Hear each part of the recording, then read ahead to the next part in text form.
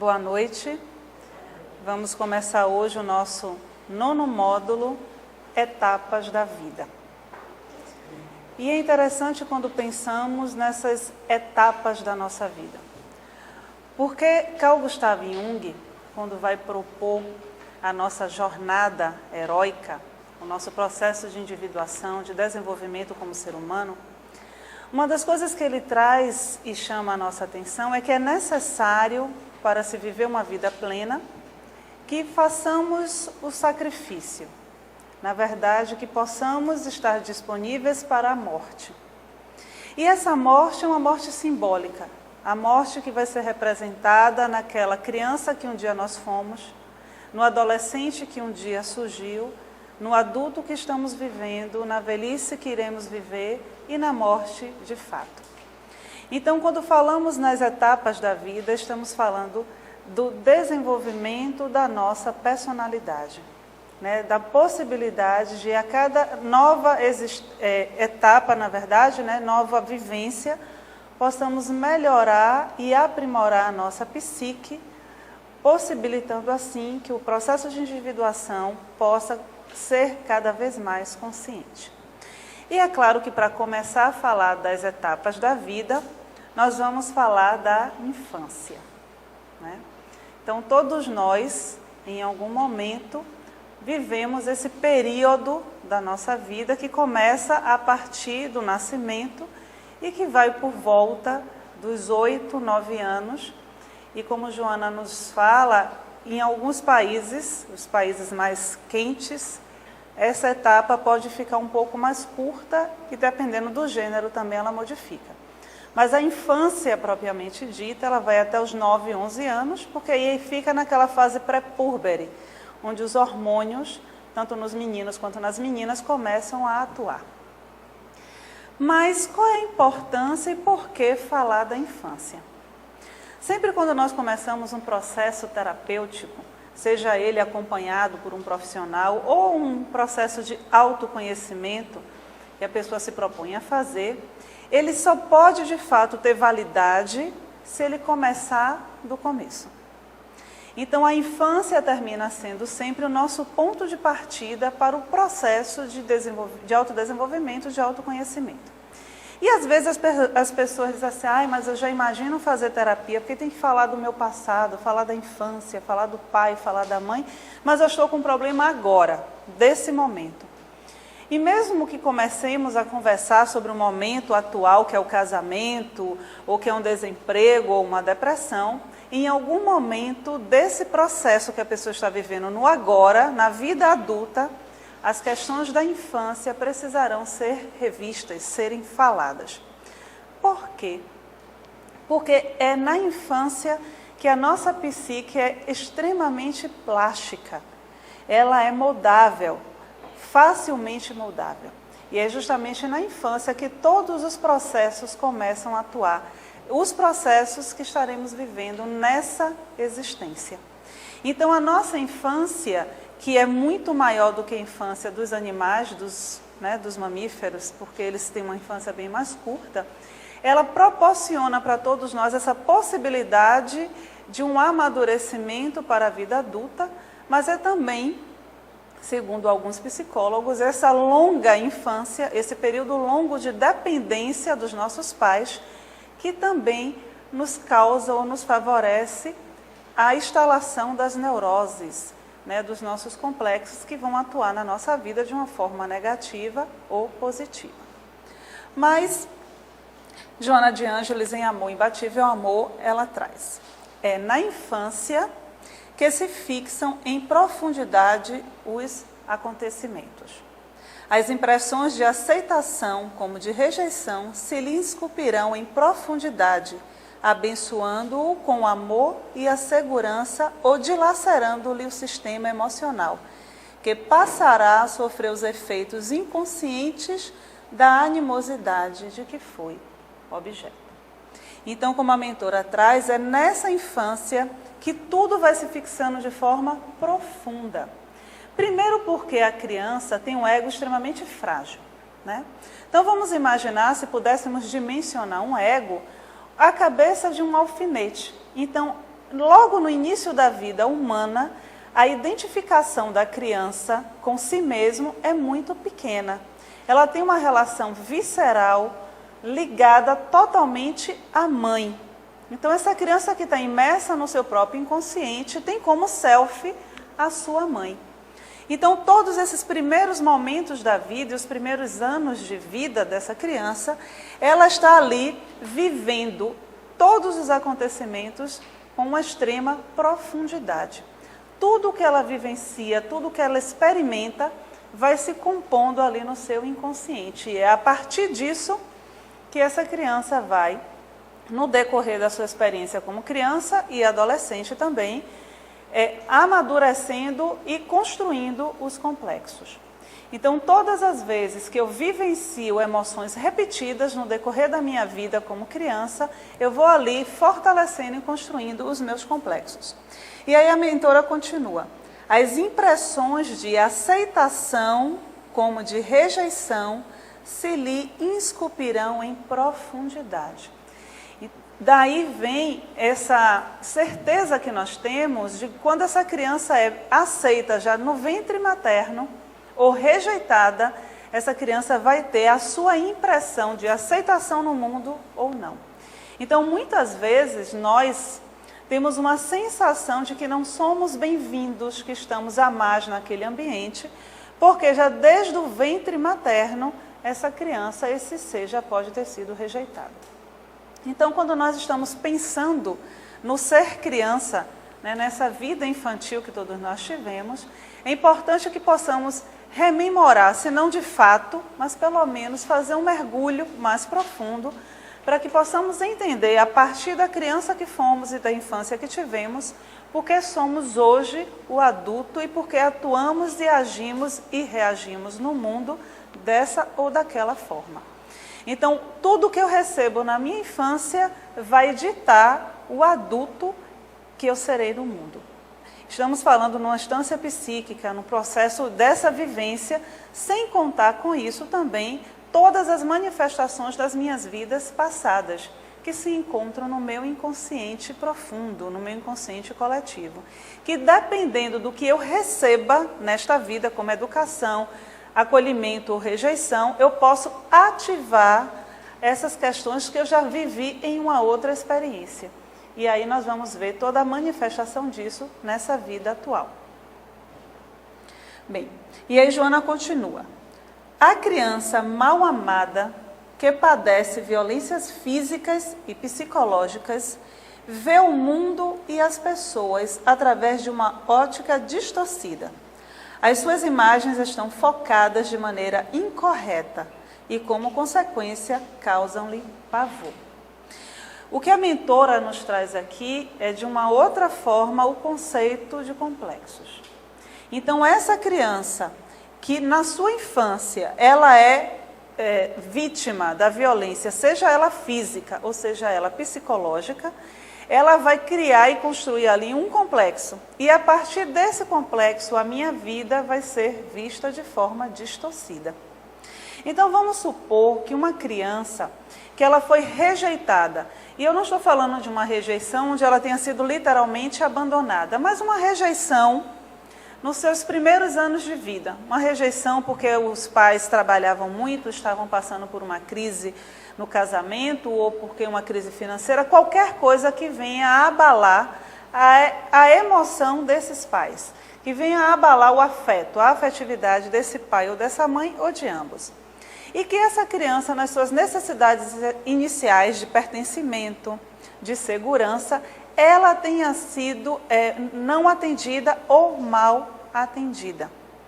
Essa criança cria e vai desenvolvendo em si o complexo de abandono, porque ela vai vivendo no decorrer da sua idade infantil, da sua imaturidade emocional e psicológica, aquela repetição do abandono. Quando se torna adulta, essa pessoa vai ter a sensação ou a impressão de que todas as pessoas irão abandoná-la. Então, ela vai poder desenvolver um comportamento onde ela seja fria e não se apegue a ninguém, porque ela internamente acredita que vai ser abandonada, ou então vai ser aquela pessoa que se dedica, que se devota ao outro, em busca do afeto. Então, a distorção por conta do complexo gerado na infância faz com que essa pessoa, se não se trabalha, ela leve toda a sua vida, e a vida adulta é a nossa maior fase, né, na existência carnal, ela passe toda a sua vida adulta e a velhice vivendo, alimentando e retroalimentando esse complexo. Porque a sua visão está distorcida, a sua visão da vida está contaminada. E isso nos traz também a percepção da responsabilidade da educação que damos aos filhos e da educação que nós recebemos. Então, é essa educação inicial, é essa relação afetiva com os filhos, com a criança, que vai ditar muito do processo da vida do adulto, por conta da construção da autoestima, da sensação de segurança, de poder contar com aquelas pessoas que eu estava precisando quando criança. Há pouco tempo eu conversava com uma mãe e ela me contava da sua filha de 2 anos, que não conseguia dormir sem a babá. E que ela estava pensando muito em demitir a babá, porque ela acreditou que a babá tinha, de alguma forma, convencido a criança de não gostar dela, da mãe. Então eu pedi que ela me contasse como é que foi toda essa relação com a filha e essa babá, quando começou esse relacionamento. Então ela me dizia que quando ela engravidou, ela estava num processo acadêmico de conclusão de um mestrado. E que ela tinha 2 opções, interromper os seus estudos ou continuar mesmo com a gravidez e com o nascimento do bebê. E essa foi a opção dela. Então, quando a criança nasceu, com 1 mês de nascida, a babá veio ficar com a criança. Então, ela continuou os estudos, ficava todo dia fora de casa. E essa babá, muito devotada, uma pessoa muito carinhosa, cuidou da filha, da criança com desvelo de mãe. Então, quando ela foi narrando essa vivência dessa babá com a criança, e agora a criança está com 2 anos e meio, quase 3, o que pode se perceber é que o vínculo inicial da vida dessa criança foi feito com a babá e não com a mãe. Todas as necessidades dessa criança eram atendidas pela babá e não pela mãe. Então, aquele bebezinho, quando chorava, quando precisava comer, quando precisava trocar a fralda, o rosto que ela via era o rosto da mãe, ou da babá, e não da mãe. Então, a sensação de segurança dessa criança foi construída no relacionamento com a babá, e não com a mãe. Isso não quer dizer que a criança não ame a mãe, mas ela criou um vínculo inicial e a sua construção de segurança, de se sentir pertencendo a algum lugar ou que alguém pode vir me acolher, foi construído com a babá. Então, o que é interessante a gente perceber é que todas essas relações desse início de vida vão ditar, como a mentora vai trazer aqui, como eu vou conduzir a minha vida. E aí ela vai afirmar: as suas imagens estão focadas de maneira incorreta e, como consequência, causam-lhe pavor.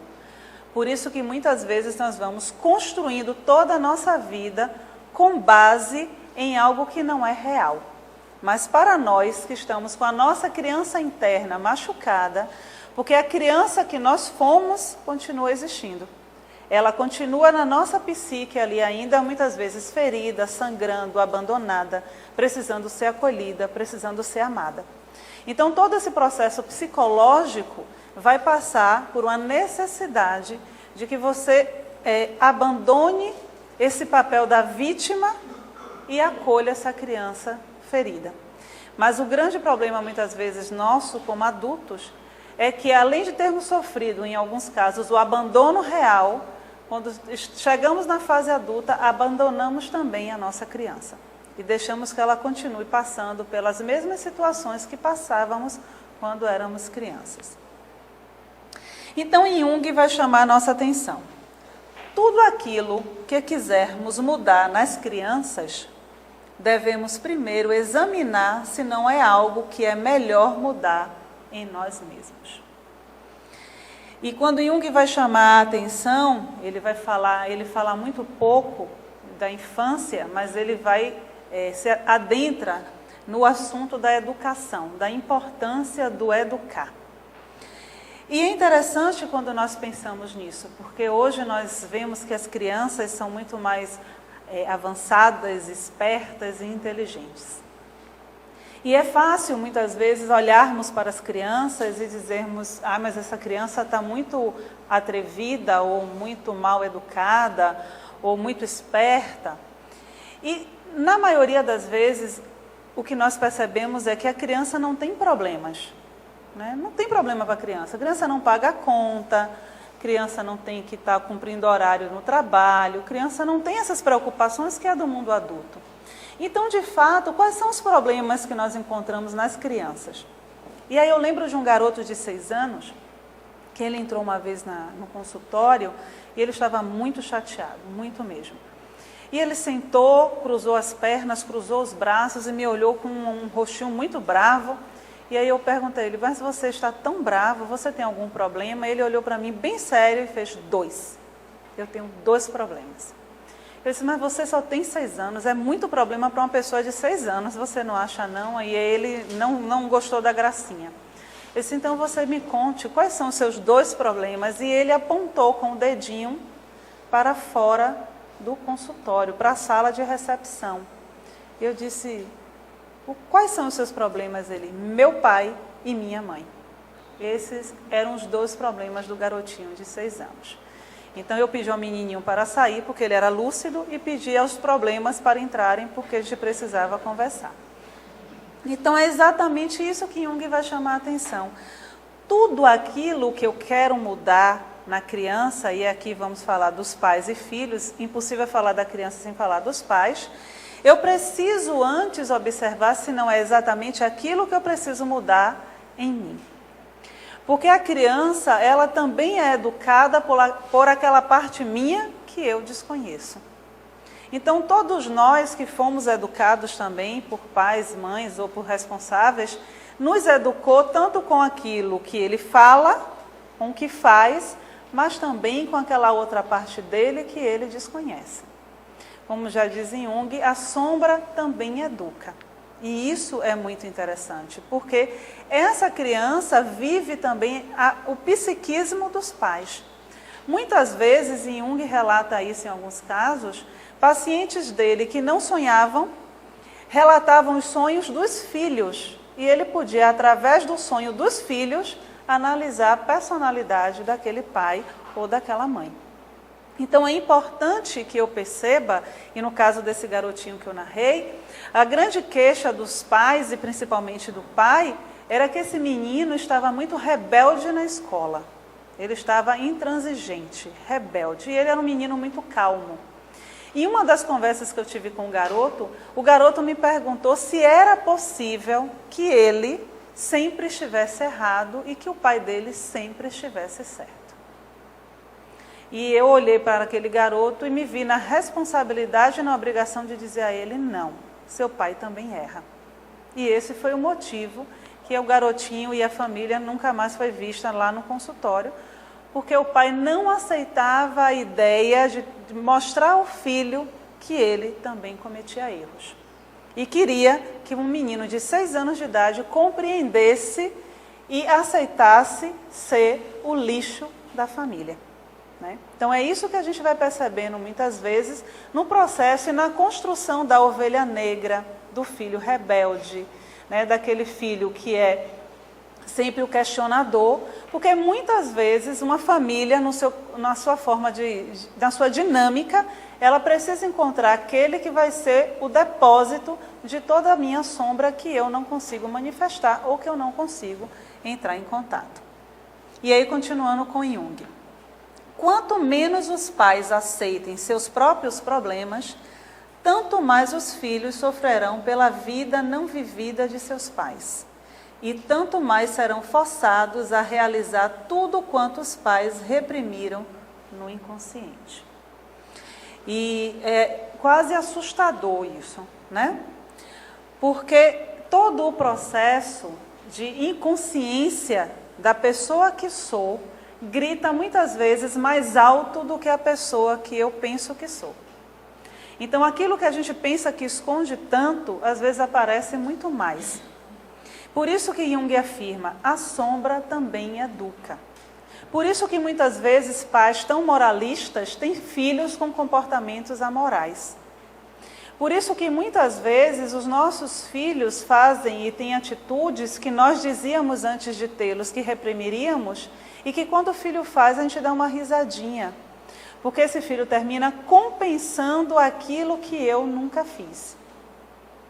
E aí é interessante porque Jung, na continuação desse pensamento, ele chama a atenção em um seminário que ele está fazendo, e ele vai chamar a atenção para algo muito sério e muito grave.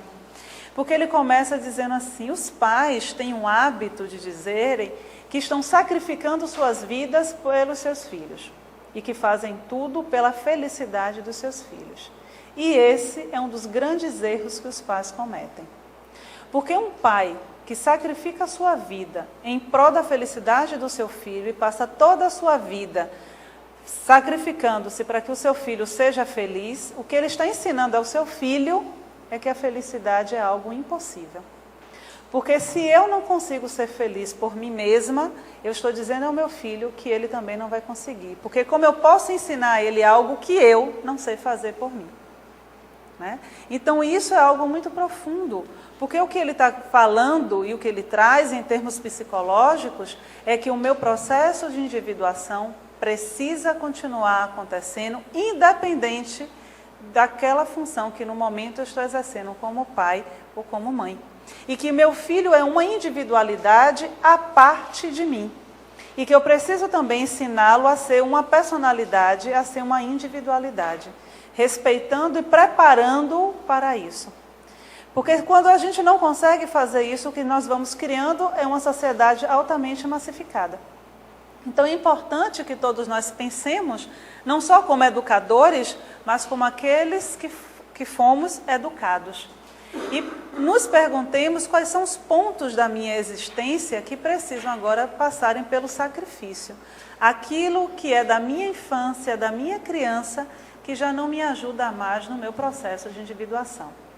Uma das questões que nós colocamos muito no trabalho de desenvolvimento da personalidade é a revisão de crenças, de conceitos e de valores.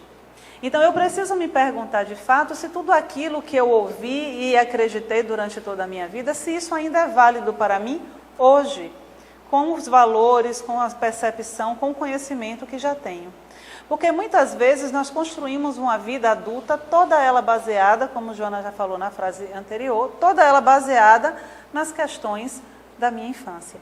Então, se eu não refaço esses conceitos, se eu não revejo esses valores, eu vou ter uma tendência a repetir a história dos meus pais. Por quê? Porque é muito mais seguro para o ego isso. O ego sempre vai rejeitar aquilo que é desconhecido. O novo assusta. Então, aquilo que é completamente diferente do que eu conheço, eu vou rejeitar. Então, é muito normal para o ego que eu tenha um casamento que se repita no modelo do casamento dos meus pais. Por quê? Porque eu sei lidar com aquilo. Mas se vier algo completamente diferente, eu me perco de mim mesma, ou da pessoa que eu achava que eu era. Então, é necessário que a gente sempre esteja fazendo uma revisão daquilo que eu creio, daquilo que eu acredito, e principalmente que eu observe se eu construo a minha vida pautada naquilo que eu digo acreditar. Porque senão eu estou vivendo o tempo inteiro em uma farsa. E aí eu não obedeço a minha própria lei interna. Então é uma dor intensa e intolerável que se aflige a uma criatura humana, pedindo-se-lhe que se adapte ao sonho de alguém, que empregue todo o esforço para conseguir dizer: sou como tu me queres. E essa frase é de Alto Carotenuto, e ele vai fazer uma análise, justamente ele chama isso da traição. E é como se nós estivéssemos aqui pensando na condição dessa repetição da vida dos nossos pais. Então, Aldo, no seu pensamento com relação aos danos da infância e também aos ganhos dessa fase da nossa vida, ele chama muito a atenção para uma questão. Quando nós não existíamos ainda no plano físico, nós já éramos idealizados. Éramos idealizados pelos nossos pais. Então, seríamos meninos ou meninas já seríamos médicos, advogados ou qualquer outra coisa, seguiríamos os negócios da família, mas nós, no plano físico, ainda não estávamos aqui presentes. No momento que a nossa mãe sabe que está grávida, concebe a ideia do filho ser real, agora todo o nosso processo começa a se concretizar no plano psíquico da mãe. Então, Aldo, ele vai trazer um pensamento que, desde o nascimento, a nossa individualidade não é respeitada. A pessoa que de fato eu sou, o espírito que sou, que é desconhecido por conta da lei do esquecimento, é desconhecido de mim e do outro, não é respeitado. Então, como se arquetipicamente todos nós somos fadados a viver uma vida, claro, por conta mesmo da lei desse esquecimento, mas que teríamos por obrigação, durante toda a nossa existência, de descobrirmos de fato quem somos. Porque tudo que conseguimos perceber é o projeto idealizado por alguém. Então seremos aquela menina ou aquele menino que vai, na maioria das vezes, compensar e completar algo que o meu pai ou a minha mãe não realizou. Então aquele pai e aquela mãe que não pôde jogar futebol, que não pôde dançar balé, agora quer que a filha seja bailarina, mesmo com a menina querendo jogar capoeira. Né? Mas eu quero que você faça balé. E aí nós vamos vendo, as festinhas de aniversário de criança, muitas vezes, é a festa para os pais. E aí a gente precisa entrar mesmo nessa questão de se questionar o que é que nós fazemos quando escolhemos ter filhos. E muitas vezes a escolha de ter filho não é pela oportunidade de trazer mais um espírito à terra, desse processo mesmo de crescimento, de conceber uma vida e se ver co-criadora com Deus. Mas muitas vezes para provar às pessoas que eu posso reproduzir um ser humano, né? Que eu sou varão ou que eu sou fértil. Muitas vezes porque eu não tenho coragem de terminar um casamento e acredito que a criança vai ser aquele elo que vai manter a relação. Ou em outras situações, seja qual for, mas para cobrir uma necessidade do pai ou da mãe. E aí nós vamos sofrendo, já desde o começo, uma agressão nessa personalidade. E essa criança, muitas vezes, que somos nós hoje, adultos, vamos, como ele diz, sou como tu me queres. E perdemos a nossa identidade. Daí, de fato, a necessidade importantíssima de um questionamento do que eu gosto, do que eu sou, do que eu quero para mim, independente daquilo que foi dito que seria o melhor para mim. Porque somos individualidades, somos seres únicos e precisamos viver a nossa individualidade. Esse é o nosso papel na Terra. Porque senão seríamos todos feitos de uma única forma e teríamos então a vida massificada e seríamos todos felizes. Então essa é a nossa obrigação, vamos dizer assim, como seres, é desse encontro. A partir da criança que eu fui, eu preciso me encontrar hoje no adulto que sou, mas reencontrar com essa criança que ficou abandonada. Então, não adianta a gente acreditar que aquilo que está acontecendo dentro de mim, o meu filho não vai saber. Ele pode não saber verbalmente, mas psiquicamente, tudo é percebido por uma criança. Tudo. Os segredos, as raivas, as angústias, tudo fica ali naquela memória, porque a família forma um psiquismo. E muitas vezes, quando nós sentimos isso, ou conversamos com as pessoas, sentimos que as pessoas têm a sensação de que tem algo na sua história que não está completa, que tem algo na sua vida que é estranho e não se sente pertencer àquele ambiente por conta dessa sombra, por conta dessas necessidades que não são verdadeiras, por conta daquilo que foi visto como importante e que aquela criança vai absorvendo e se modificando e muitas vezes perdendo a grande oportunidade de mostrar para o mundo e para si mesma a sua grandeza. Então, Joana traz que o estado de infância e de juventude são relevantes para o espírito em crescimento.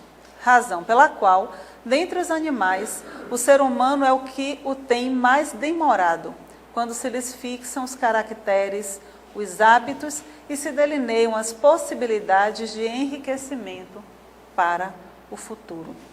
E aí é interessante, né, como eu falava logo no começo, para alguns autores, o próprio Aldo Caraltenuto vai dizer que é por conta dessa demora mesmo, dessa fase infantil, dessa dependência imensa, que as neuroses se instalam. Mas é também por conta desse longo período na infância, dessa necessidade de atenção, de carinho e de afeto, que todas as nossas possibilidades também podem favorecer para esse enriquecimento futuro, como a mentora nos chama a atenção. Então, que possamos nós, hoje, adultos, sermos os nossos pais e voltarmos e acolhermos a nossa criança. Porque o ponto principal, quando nós estamos em um processo de autodescobrimento, é perdoar os erros dos nossos pais, porque, e aí eu volto para Jung, o problema não foi causado por eles, mas sim pelos nossos avós, bisavós, tataravós e aí por diante. E como nós somos espíritas, sabemos que somos herdeiros de nós mesmos. Então, talvez estejamos hoje sofrendo as dores emocionais, psíquicas, que nós causamos lá atrás, quando nós erramos na educação dos nossos filhos lá de trás e agora somos netos ou bisnetos de nós mesmos e estamos sofrendo a consequência daquilo que não fizemos. Mas como somos espíritas, então vamos sair da infância e entrar na adolescência, tudo na mesma noite, né? Aqui é bem rápido. E aí chega a adolescência, né? Não tem uma música que diz isso? A adolescência, para alguns, não é vista como uma fase da vida, mas como uma crise. Quem foi adolescente, né? Todos nós fomos e sabemos que é isso mesmo, é uma crise. É uma confusão, porque a gente dorme criança, acorda uma coisa que não é adulto ainda, e que o corpo parece que está estranho, e a mão, os braços estão longos, as pernas não... E é muita confusão. A cabeça pensa de um jeito, o corpo já está reagindo de uma outra forma. Então isso é a adolescência. Mas a adolescência é um grande marco psíquico para nós. Porque enquanto crianças, nós não manifestamos algumas emoções ou algumas reações do efeito da educação que recebemos. Mas na adolescência, por conta dos hormônios, isso aparece. E é lá que os complexos começam a mostrar o resultado do recebido ou do não recebido. Por isso que muitas vezes os pais dizem assim, mas meu filho era tão doce quando era criança, e aí se torna um adolescente rebelde. Ou então era aquele menino danado e chega um adolescente tímido, envergonhado. Então, essa adolescência é o nosso grande laboratório, porque já estamos independentes, ou deveríamos estar independentes dos pais, de forma, né, das necessidades básicas e também emocional, mas é também nesta fase que os cortes precisam acontecer. É aqui que emocionalmente e psicologicamente o ser começa a se preparar para a vida adulta, né? Começa a se preparar para ser um futuro pai, uma futura mãe, um futuro profissional. E aí o seu cérebro, porque já está mais maduro, as questões começam a surgir, as questões dessa existência e também da outra. Então Joana nos traz o desabrochar da adolescência, a semelhança do que ocorre com o botão de rosa que se abre ante a carícia do sol, desvela-lhe a intimidade que se encontra adormecida e desperta suavemente, aspirando a vida, exteriorizando o aroma e oferecendo pólen para a fertilização e ressurgimento em novas e maravilhosas expressões.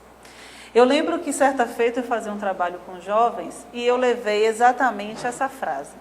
E aí uma adolescente é especial, quando eu acabei de ler a frase, a adolescente levantou o dedo. Eu disse, pois não, mas não é nada disso. A minha adolescência não foi como desabrochar de um botão de rosa, pelo contrário, um monte de espinho, um monte de percevejo em cima de mim, porque era assim que ela percebia a chegada da sua adolescência. E aí aquele ditado antigo que a gente conhece, né? Não é pato nem é ganso. E isso dificulta muito o processo de compreensão desse amadurecimento, porque às vezes é confuso na própria educação, porque assim, se o adolescente tem determinada atitude, todo mundo olha para ele e diz, mas você não já está grande demais para isso, não? Aí quando o adolescente, já que eu sou grande, então eu vou fazer outras coisas, nada disso, você não tem idade para isso. Então é muito difícil compreender o que é que pode e o que é que não pode ser feito, né? Então é esse processo, e Joana vai chamar a atenção, é esse desabrochar da possibilidade de uma vida plena. E aí vem toda a importância do acolhimento dos pais. Porque é uma fase onde o papel de pai e mãe precisa também ser modificado. Esse adolescente que agora não é mais aquela criança dependente, precisa receber dos pais um tratamento para que ele possa ir para o mundo sem medos. E é aí que muitas vezes há a falha desse processo, né? Esse adolescente que precisa compreender agora que ele também é responsável por tudo o que ele faz. E é aí que quando esse pai e essa mãe, que nós vimos na infância, vai ter um filho, muitas vezes para compensar as suas ausências, vai ter o filho, mas não se conhece, não percebe quem ele é de fato, no momento em que o filho precisa ir para o mundo, aquele vazio que existia antes vai aparecer. E aí agora começa toda a crise entre os dois. Porque se os filhos saem de casa, eu tenho que ser de novo aquela pessoa que eu era antes. E como eu não tratei disso durante todo esse tempo, porque eu estava ocupada com o papel de pai e o papel de mãe, eu não vou permitir que ele saia, né? E aí a gente vai vendo todas as sequelas, né, nas adolescências. Eu costumo dizer que hoje em dia nós temos uma geração canguru, né? Aquela geração que não sai de dentro de casa. E é impressionante como a adolescência está se prolongando agora, né? Os adolescentes chegam até os 50 anos. Então, nós vemos adolescentes de 50 anos morando na casa dos pais, dependentes financeiramente, emocionalmente e psicologicamente dos pais, né? Bem, então, e Joana vai continuar. Inadaptado ao novo meio social no qual se movimentará, sofre o conflito de não ser mais criança, encontrando-se, no entanto, sem estrutura organizada para os jogos da idade adulta. É, portanto, o período intermediário entre as duas fases importantes da existência terrena, que se encarrega de preparar o ser para as atividades existenciais mais profundas. Como eu falei antes, por isso não é considerada uma fase, mas em alguns casos como uma crise, porque está entre a infância, que é um período extremamente importante, e essa fase adulta, que vai ser a maior parte da nossa vida, vivendo nessa fase adulta. Bem, os pais e os educadores são convidados, nessa fase da vida juvenil, a caminharem ao lado do educando, dialogando e compreendendo-lhe as aspirações, porém, exercendo uma postura moral que infunda respeito e intimidade. Não é aquela questão de agora eu não vou ser mais a mãe, vou ser amiga ou amigo, e aí nós vamos simplesmente perder a relação que deve existir entre pai, entre mãe e filhos, né? Uma relação de amizade precisa existir em todos os relacionamentos, todos, de diálogo sincero, de compreensão, de acolhimento. Mas nunca, principalmente na relação de pais e filhos, pode existir uma sobreposição ou uma troca hierárquica disso. Porque é o que nós vemos hoje, e que isso é muito difundido, aqueles pequenos tiranos. Aquelas crianças que mandam na casa e que vão se tornar adultos autoritários e desrespeitosos com os pais. Então, o que Joana de Ângeles vai chamar a atenção é necessário sim, nesta fase, ter um acompanhamento, caminhar junto, acompanhar esse adolescente porque ele precisa. Ele não sabe as questões do mundo adulto, ele pensa que sabe, né? Todo mundo já foi adolescente e sabe que a gente acredita que vai mudar o mundo, né? Mas não muda nada. E o grande risco, porque se eu não tive uma estrutura boa na infância, o que vai acontecer é que na fase adulta eu vou repetir tudo o que os meus pais fizeram. Até porque aquilo que eu enxergo neles e que eu mais reclamo, eu vou ter uma tendência natural a repetir, por conta da sombra. Então é preciso nesse período da adolescência que essa postura moral dos pais esteja atuando mais do que nunca. É interessante a gente perceber, porque nessa fase da adolescência nós temos hoje a grande questão das drogas. E os pais se perguntam e se sentem sempre muito culpados com isso. E às vezes, quando você vai ver o histórico desse relacionamento, você vai ver pai e mãe que não assumem nada, fogem da vida, né? Então, foge porque vai dormir, foge porque vai tomar, chega em casa, está estressado, toma um uísque, está zangada, vai para a casa de uma amiga, e chega na fase de adolescência, o filho aprendeu a que, bem, os problemas a gente não lida, a gente foge. E aí, na adolescência, o que vai encontrar é uma fuga rápida, prazerosa, né, como eles dizem, e vai para o mundo das drogas. Então, a droga, muitas vezes, é ensinada em casa. Eu não preciso usar uma droga ilícita para dizer ao meu filho que ele pode usar droga quando ele estiver adulto. Quando eu burlo a lei, quando eu furo uma fila com o meu filho, eu estou ensinando a ele, na adolescência, também a não respeitar nenhuma regra e nenhuma lei. E a primeira que ele vai desrespeitar, com certeza, vai ser a minha. Então, o curso natural da vida requer que o jovem deva sacrificar sua infância e sua dependência infantil dos pais físicos. O adolescente está destinado ao mundo e não a continuar a ser sempre filho dos seus pais. E isso é o que Jung nos traz. Então, nesta fase onde nós reclamamos tanto da rebeldia do jovem, muitas vezes essa rebeldia, claro, em proporções saudáveis, ela é necessária e fundamental para o amadurecimento psicológico.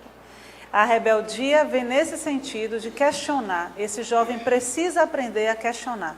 E se ele tem um espaço dentro da sua casa, do seu lar, pai e mãe equilibrados, que permitem a ele uma conversa, um diálogo franco e aberto, esse jovem vai passar pela sua experiência mais importante e perceber que ele não é apenas e simplesmente filho dos seus pais, mas sim um ser humano integral e uma individualidade e que deve se preparar para a vida, porque ele vai ter uma consciência de que ele pode e deve modificar não só o seu mundo interno, mas que ele tem também condições de modificar o seu mundo externo.